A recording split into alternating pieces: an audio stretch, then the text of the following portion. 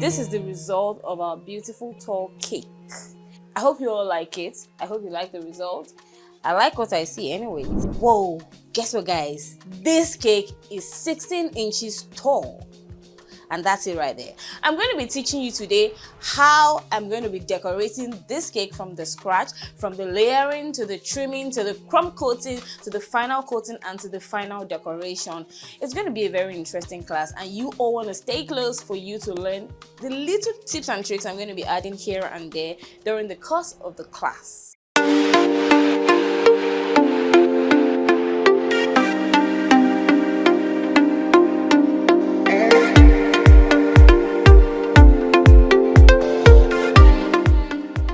We're going right into it now, and the first thing I always do when I bake up my cakes freshly is to wrap them up very tightly with these wraps to seal in their moisture and to ensure that they retain that moisture, which is very important for you to get a very good result of cake at the end of the day. Now this is me trying to, for every time I cover a cake, or for every time I want to decorate a cake, I have to like trim off the bottom sides to get rid of every dry part that I might not be comfortable with.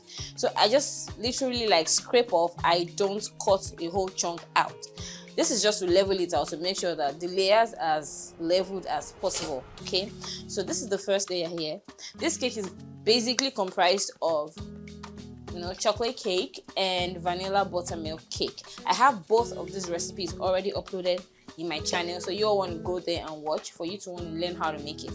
So the first thing I do is this moist surface of my cake, I always trim it off, not because I can't use it, but because I really do not like the fact that the cream can easily slip off, with the fact that the moisture on the surface of the cake can aid it slipping off, especially in transit. This is going to be a very tall cake, and aside from that, I'm going to be doweling it. I will be showing you that it's a very simple process, but I will be doweling it. But at this point, what we're doing is just basically sandwiching with the stable whipped cream. I also already have a video of that in my channel, so I'm going to be just putting just a little at a time. I don't really like working with so much cream, but of course you're going to work with a considerable amount to be able to get it well sandwiched together. So this is the first process. I'm going to be repeating this process up until the top, and I'll be using choice fillings as I find comfortable. So for the first one now, I will be working with chocolate filling, the chocolate cream filling. So all I need to do is just to add a dollop or two, depending on the cake size. By the way, this cake is an 8 inches cake, so it's not overly big, but it's going to be all of those kind of cakes that are not so big but are always tall and cylindrical. So I go ahead to add up the chunks of fillings too. This aids the movement inside, and of course it adds to the yumminess, because you get to feel the smooth textured filling and you get to feel the crunchy fillings. And of course I then cover it with a little more cream so that it's not the filling against the second layer of cake. It's still going to be cream against cake. So this is the second layer going in, and this is vanilla buttermilk cake. So just like I did the first time, I'm going to also take out the clear wrap, all right, as seen here. And this is very leveled and nice. I could go without trimming it, but just to make sure, it's more like an OCD for me. So more like I just make sure I do that to make sure that there are no uneven sides in any way. I'm very big on tall slim cakes, especially when they are especially when they are tall. They just have to be very straight and precise. So this is the second layer going in now. So the process I had the first time is going to be repeated again. Very briefly, I will be leveling out the surface like this. This doesn't really affect the height in any way. I'm not going to be worried that my cake is going to get shorter. No, because at the time when I add the extra cream and then the fillings, it just gets back to its original height and even a bit higher sometimes. So we're going to go through this process very quickly, and this right here is my own homemade salted caramel filling. So I just put a little bit because it's a bit runny, and so I don't like it when it runs all around the sides of the cake, right? So I just put a little bit of it, you know, bearing in mind that I'm still going to be adding some crushed cookies, you know, to give it that same, you know, result that I want. And of course, rather than trying to blend it all in and then trying to look for the filling, I just then add some more cream like this to seal this up like this, and we go in with the third layer. So you can see that I'm alternating the layers. You know, sometimes some clients will actually request to have the same flavors in the bottom side and then the same flavor in the upper part, but usually if there isn't any preference like that, what I do is to have it, you know, interchanged, especially when there are just two flavors. I mean, so that whoever is eating out of the cake would have like an experience of all the flavors. You can imagine if you have, you know, vanilla up and then chocolate down. That means when they cut up the cake, being a tall cake, some people might not have the chance to taste one over the other. So what I do is make sure that for every cut of the cake, you get a good amount of the flavor. So at this point now, I'm just going to turn this over. Okay, why? Because I'm very particular about not wasting my cakes, but at the same time I want it leveled out. So going on now, I'm just trying to make sure that, you know, this is a very soft and moist cake, so you can actually bend to whatever shape or to whatever, you know, where you are trying to get it to. It would obey you. So now that's what I'm trying to do, trying to fill up those edges that seem a little bit uneven without having to slice off a big chunk of layer off the cake. And that's it right there. So at this point now, I'm going to be changing the cream to a chocolate cream, and that's it right here. So it's going to go on it. This is just for the layers to get more interesting, all right? So we're going with that. This chocolate cream is also made out of my stable whipped cream, right? And it is very versatile and very chocolatey. Pairs very well with vanilla cakes as well as with chocolate cakes, as you see. So we work with the white chocolate filling now. I mean, so everything isn't too dark and too dark chocolatey. So we're working with the, you know, right? And this is also homemade. As a matter of fact, about 90% of my filling creams are made from the scratch from home. So now, to give it an interesting vibe, this is sweetened coconut flakes. There's something about pairing coconuts with chocolate is always very nice. Okay, so that's why I decided to add that layer. So yeah, I'm going to finish it off with the white so that it can have some more interesting you know, twist. Yeah, so we keep going, more like we're building. So we keep building, all right? And we go in with the fourth layer now. Okay, and of course, just as I did before, the sides everywhere is well baked, but I'm still going to even it out again. All right. And there's something I always do with my cake, so you all want to stay and watch, please, because after I'm done layering the cake, there's still one or two things I always do to my cakes to make sure that I don't waste my cakes as much as possible. You all don't think that all these cakes I'm trimming off is going to go to waste. No, I'm going to look for how to fix them in one way or the other, especially around the edges, so that when I get to trim out the cakes, I don't trim too much, so that the cake can retain its original size as much as possible. So for you to understand this better, just keep watching. So again, this goes out, and then we're going to be doing something about all of those spaces that we're seeing around the layers. It's getting tall, you know, it's coming up. So, and trust me when I tell you that there isn't any big deal as to working with a tall cake. You know, a whole lot of people have the phobia feels like, oh wow, how can I handle it? If you can decorate a 3-layered cake successfully, just when I tell you that you can decorate a 7-layers cake successfully, it's the same pattern, just a few twitches and a few modifications and a few, you know, safety measures that you put in place for you to make sure that your cake gets intact to the client. This cake, for instance, is going far. It's not staying close to me, but I'm very certain that it is going to get to the destination intact. Now this is my homemade strawberry filling cream, all right, my fruit filling, and that's it right there. So that's what it looks like.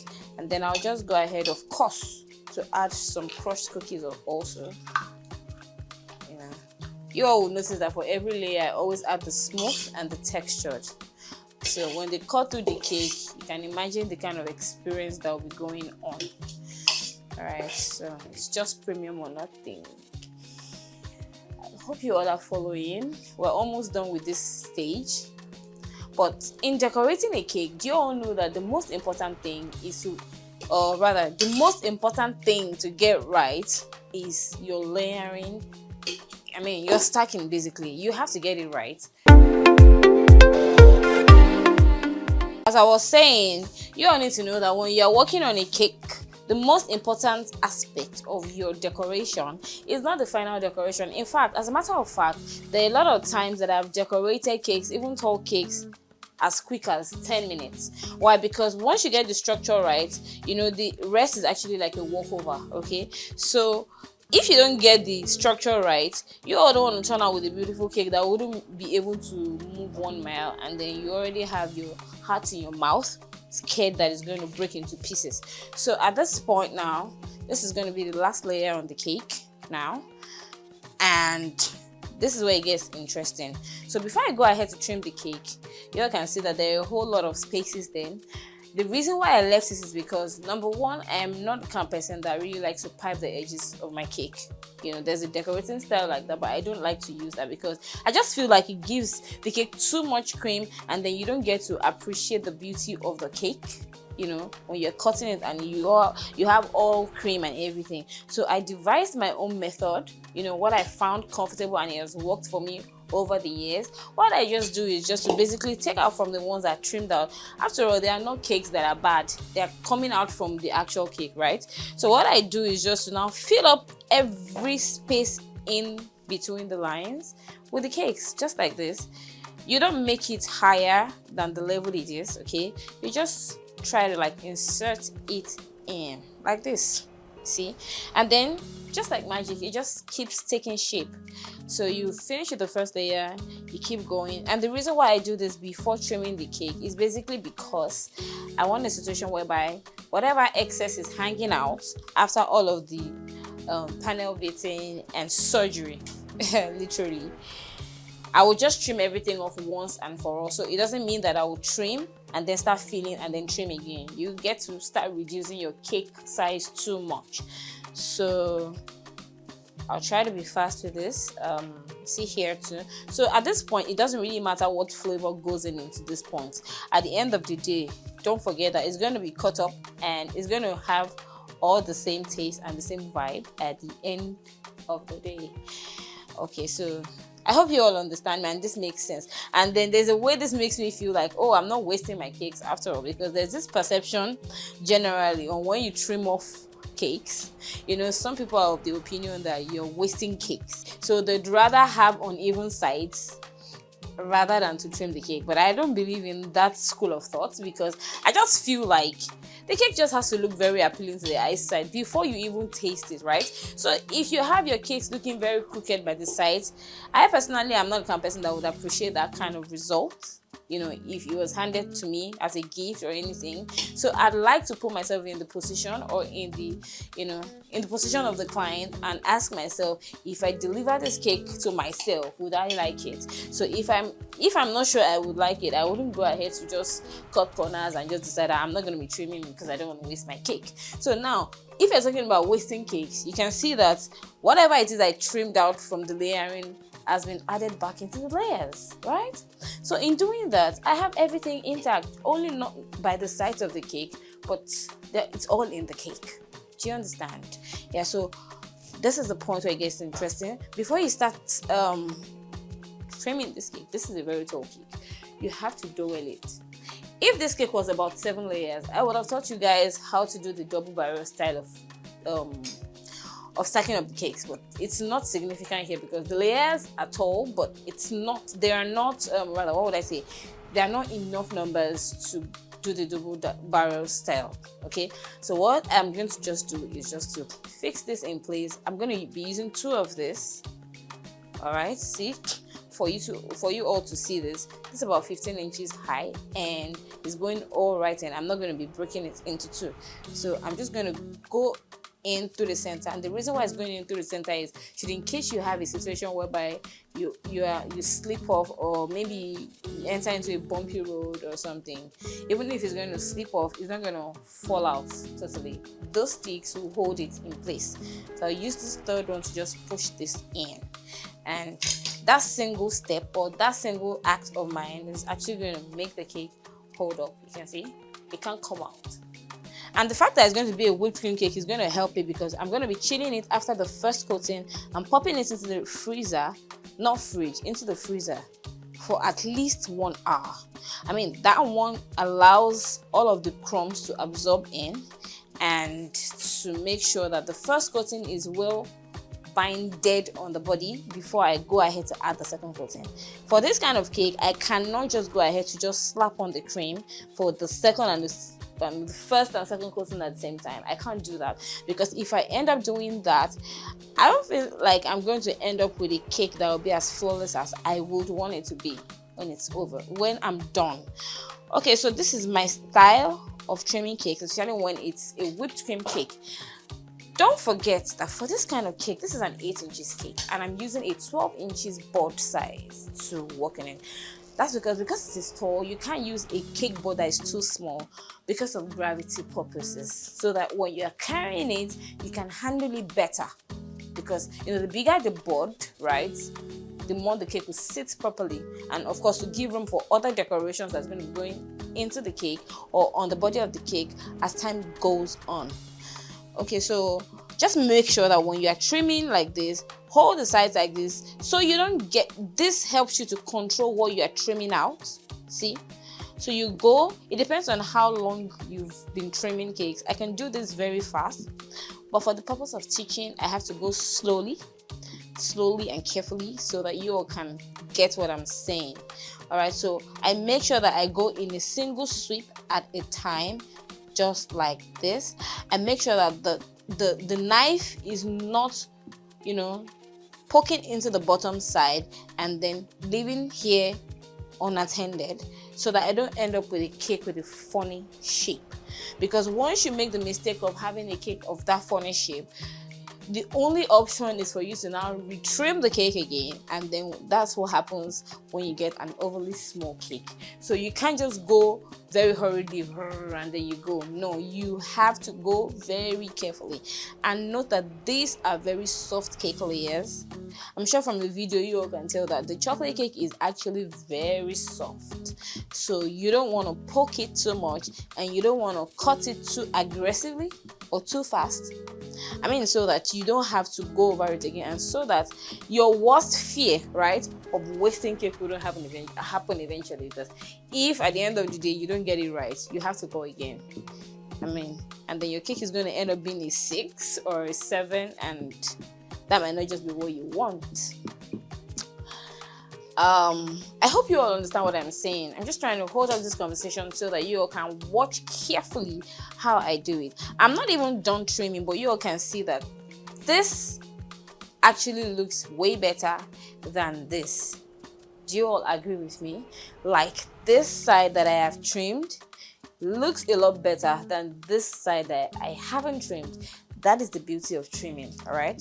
So even if you have your cakes looking all clean and nice by the sides, which is what is being encouraged anyways, you still want to give that extra touch of professionalism by trimming it so that it can have a very defined results. And when you see this cake at the end of this video, guys, you all will understand why I'm very big on having the sides very straight, because no matter how beautiful the cake is, no matter how stable your cream is, and no matter how much of an expert you are with your cream, if especially it is a whipped cream cake as I'm working on today, you all have to trim it so that you won't have to look for you know what happens sometimes, guys, you'll start trimming, you don't trim the cake, and then when it ends up not being as straight as possible, we then tend to start using decorations to cover up the flaws. This particular cake has some bit of decorations, but it's not a kind of cake that you all want to cover up the flaws, because it's just going to look out of place and look so very clumsy. I can't wait for you all to see the results of this cake. So let's go. Let's keep going. If you are learning already, let me know in the comments. Just comment decorated cake in the comments, so I will know that you all are watching and following me. All right. So see, that's what we're doing. Okay, so I think I'm about 90% done. Look at that. 90% done with the trimming, and as you all can see that I didn't have to stay too long on it. That's because I've done this so many times, and I'm not going to tell you lies. If you're just working on cakes for the first time or for the first few years, it might not end up happening so fast. But let me tell you something about beauty and consistency. The more you trim cakes, the faster you'll be able to handle cakes. So don't worry if yours takes 30 minutes to trim. Don't worry if it takes an hour. The idea behind this is to make sure that no matter how long it takes, it has to just be flawless, all right, and straight, just like this. So at this point now, I'm satisfied with the trimming. I'm not going to be touching it anymore, except for the top that I'm just going to level out. So for the sides, I'm fine with it. I don't have any bulging sides, and I feel like it's straight. Yeah, so you can see that I didn't do so much with the layering. I only made sure that the cake layers are leveled. So this is me just trying to just trying to even out the surface of the cake, okay, to make sure that it's just very straight. That's the goal here. Okay, right, so that's what we have.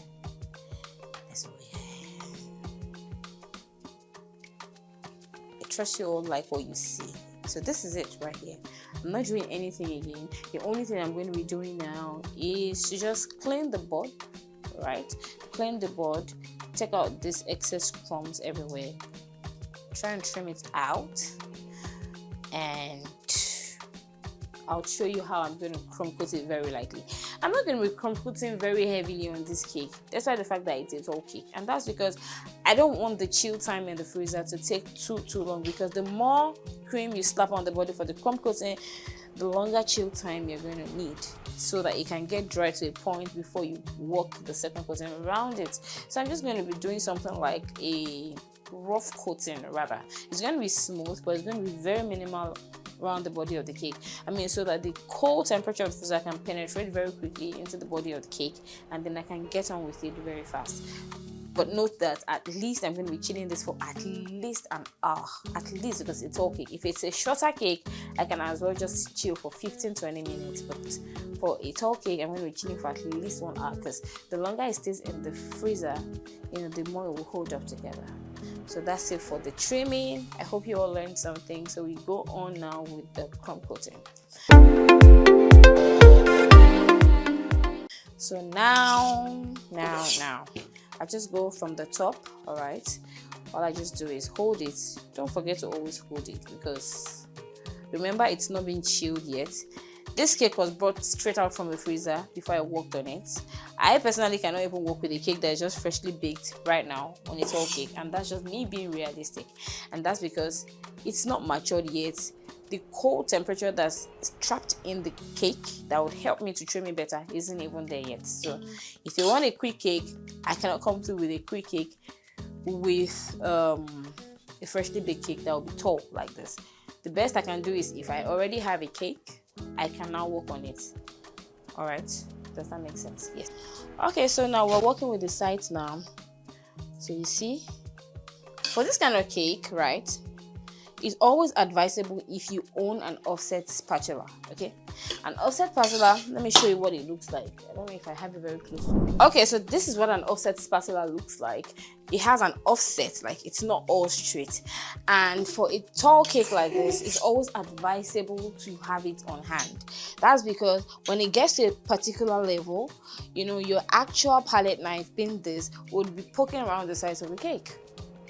You know, it's just logical, because the height is not compared to the height of the cake.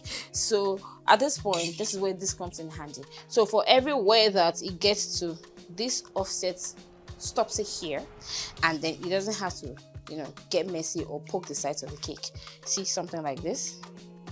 Can you see that? Right. So even if it goes all the way down, it's still not going to poke the sides of the cake. So that's where we are now. So we keep going like this, just go easy peasy.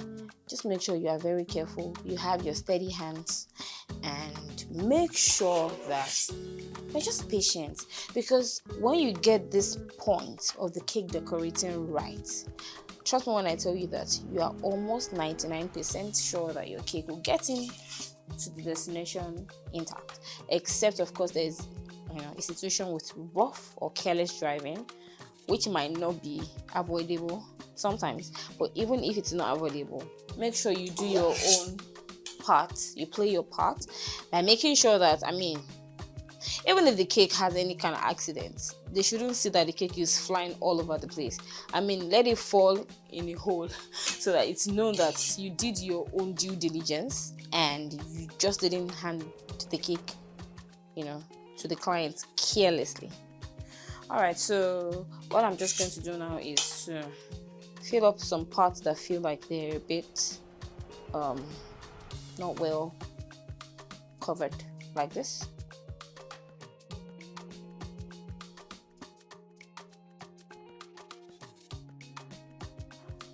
Get out the excess cream. Remember I told you that what I'm doing now is just trying to get out the excess cream on the cake, because like I told you, it's just going to be lightly coated so that it can chew faster. Now this cake is surprisingly so tall, okay, and at this point I'm just going to be adding some more cream to fill up the gaps. I just have to make sure that the cream is the cake is, you know, well covered, like this now, like this. Fill up that part too. Do that again, so that when I give it another clean sweep, it's just going to like take everything out once and for all. And I can always also go in this route, so I go like this, go like this. I can also go like this. Okay, make sure that it's straight. Okay, so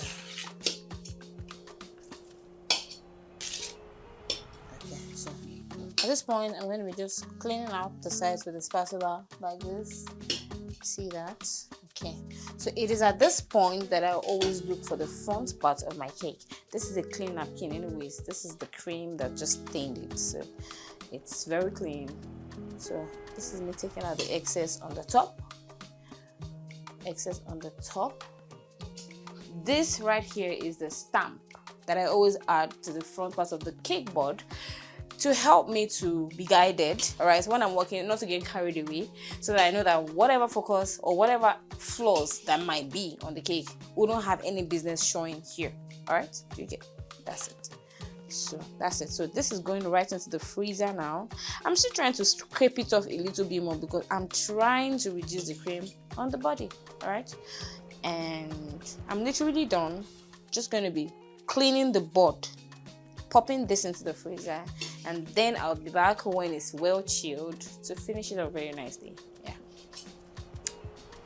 Okay. So this. When you want to clean the board, you can either use a clean napkin like this, or you can decide to use a kitchen towel.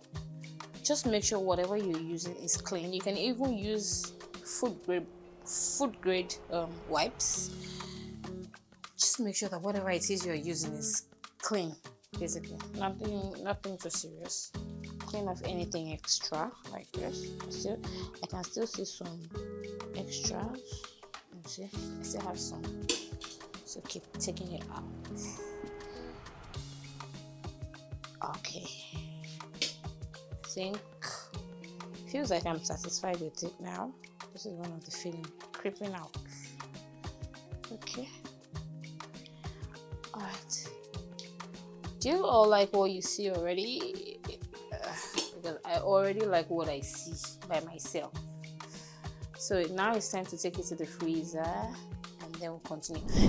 So it's time to take this into the freezer now to chill for at least 1 hour, so that the crumb coating can set properly before I get the second coating on the body of the cake. And I'll be back.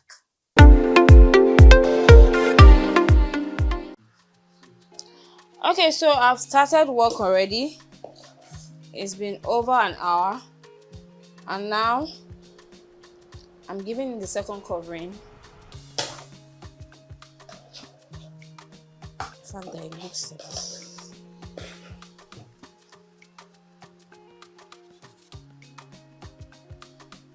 So I'll just keep doing this till I get to the very end, very gradually and slowly. And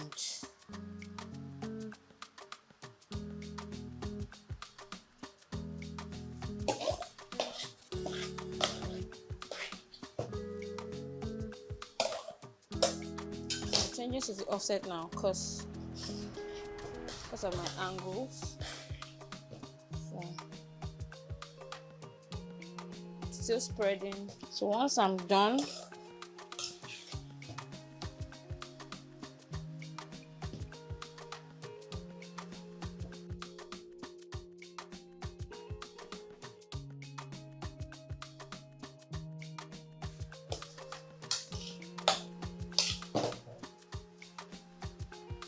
so I'm almost done covering now.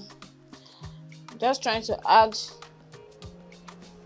more cream and more cream to every part that feels like it's not well covered, and then before I run the scraper around it a few times, till I'm satisfied with the result. I'm going to be putting more focus on the edges because the bottom side of the cake is going to get a bit busy, so I need to put more attention on the edges.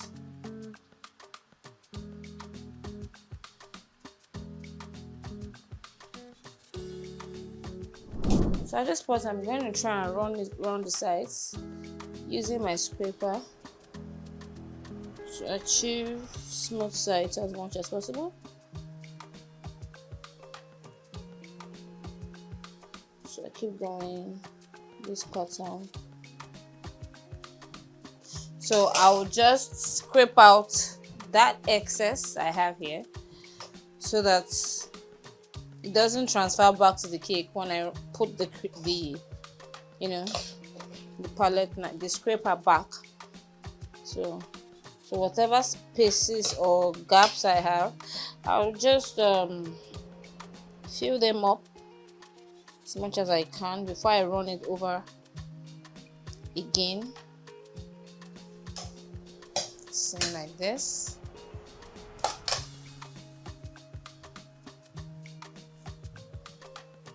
So at this point now, what I am going to do is to try and give it a final sweep, a clean sweep, so that I can address the upper side of the cake that isn't yet smooth out. Okay, so again, I'll hold my scraper. Remember, I cleaned off the part where it's supposed to be the front, so I'll now mark it. I've just remarked it again, but this time with the colored cream. So going now to scrape for the final time, hopefully. Just make sure to get a good grip on your cream when you're working. Okay.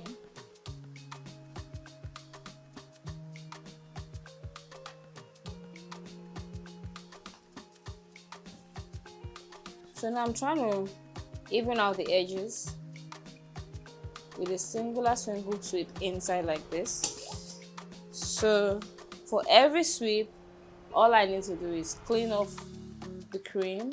It goes like this, and then I clean it off, and then I clean it, because if I don't clean it, I'm more likely going to deposit the leftover on the spatula back on the cake, and then we'll have to go all over again.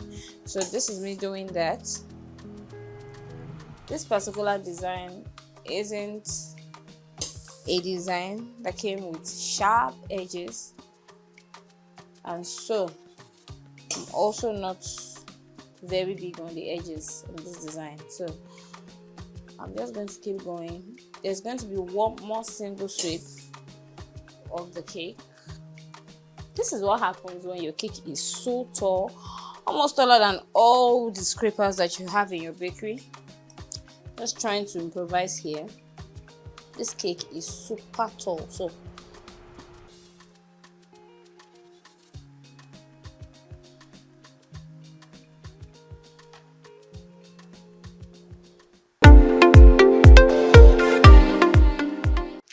alright, at this point I'm done covering the cake, so I'm just going to go ahead to add up these dredges to the bottom side of the cake, almost all the way to the cutter up. So I will just mix all three together in a bowl so that they can all come together as a single option. So this is the first mixture, so I'm just going to pour it in a bowl. Then I'll go in with the second mix. That's because I want it all to blend in so that they can all have a uniform color. So this is the third one. I might not necessarily finish everything, but I'm just going to mix it all up. Then it becomes a single mix like this.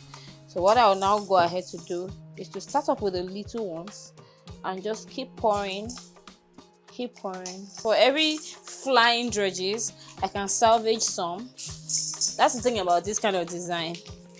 Everything just keeps running off like this. But to a good extent, you should be able to control it so that you get some back.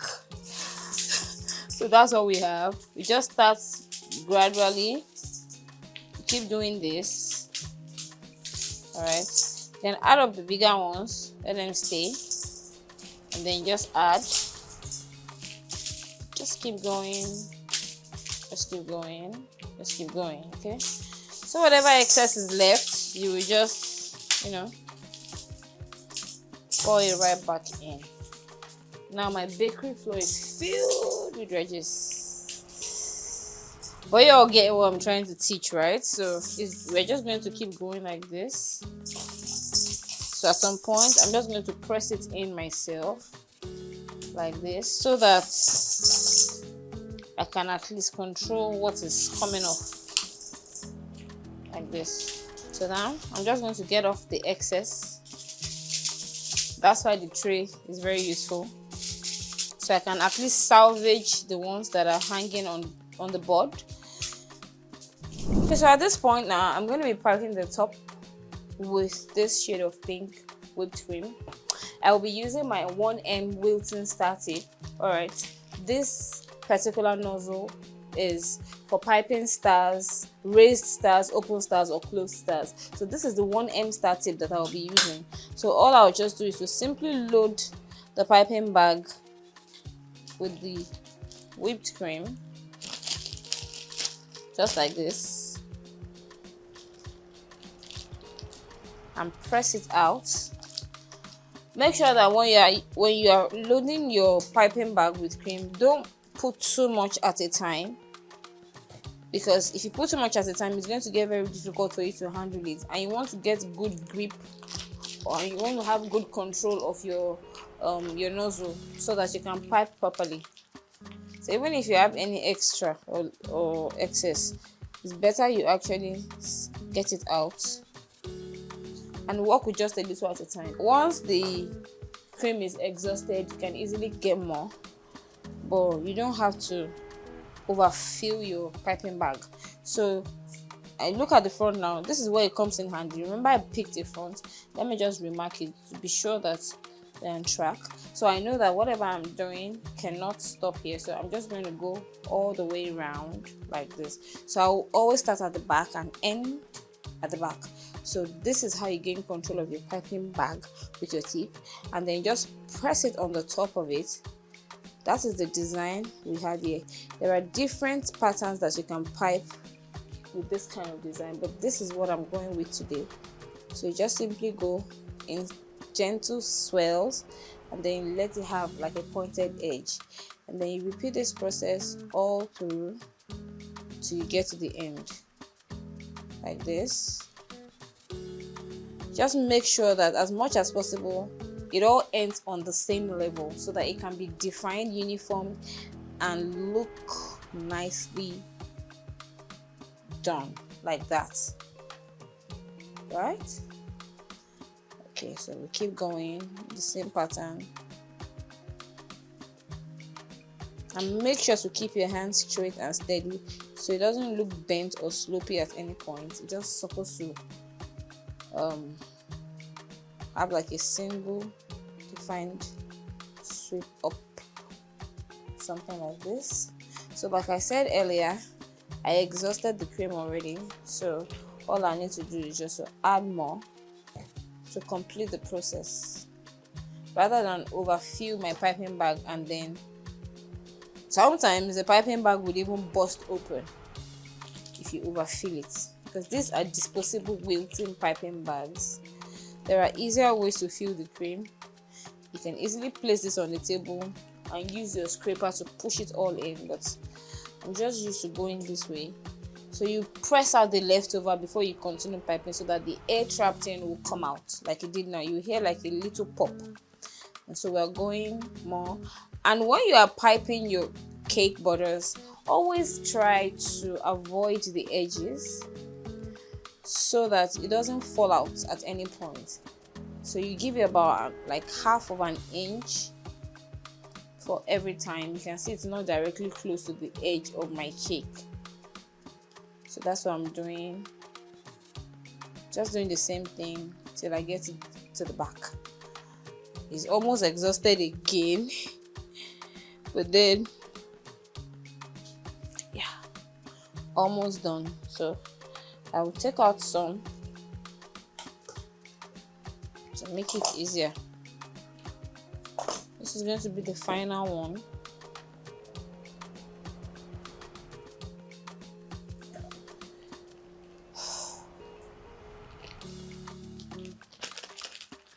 All right.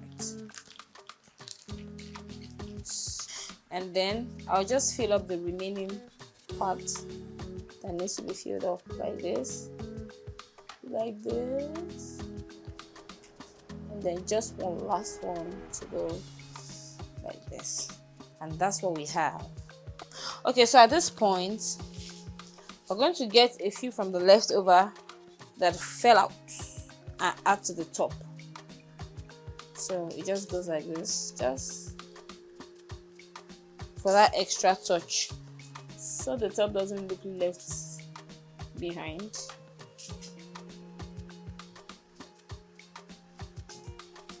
So like this, and you can also try and let it touch the front so that from a distance it looks great. Take out that excess, the final excess, and keep the board as clean as possible. And then finally, we're going to be working with some non-toxic but non-edible paper butterflies. They come in different designs, but for today I'm working with this blend because it complements the color of the cake. So I will just add them at strategic points. Alright, but I like to work with different sizes so that it can have like a nice, a nice contrast, something like this. And then I can take the next size again and and then just add up somewhere here. Again, I can add one here too. So I'm just basically just adding finishing touches at this point, just to keep it within the scope of the inspiration that I had when I started working on the cake. So I think I prefer the bigger one for here, so I will just put it here.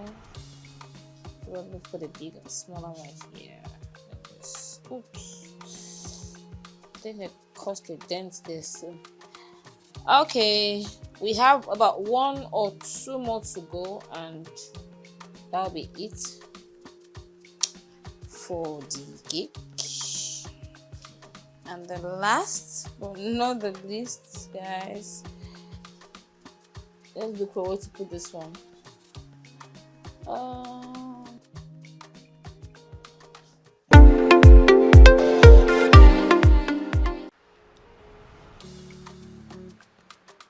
That is going to be all for this class. I hope you all find this cake gorgeous just as much as I do, and I hope that you've learned 1 or 2 tricks and tips that you can apply to your own cake decorating techniques and style in your future decorations.